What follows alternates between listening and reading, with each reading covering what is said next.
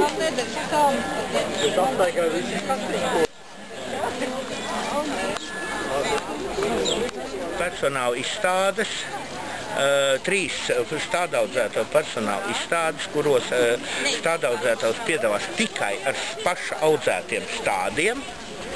Un viņi ir organizēti tādā veidā, kad mēs veidojam kopīgu zaļo gleznu, zaļo bildi ar stādu piesātinājumu ļoti lielu. Tas nozīmē, ka mēs varam arī no šīs te ekspozīcijas 2 dienu laikā patirgot stādus un bilde nemainās. Ja?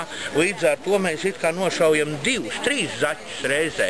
Tā ir savdabīga reklāma, tā ir savdabīga ienākumu gūšana un skatītāju un pircēju izglītošana reizē.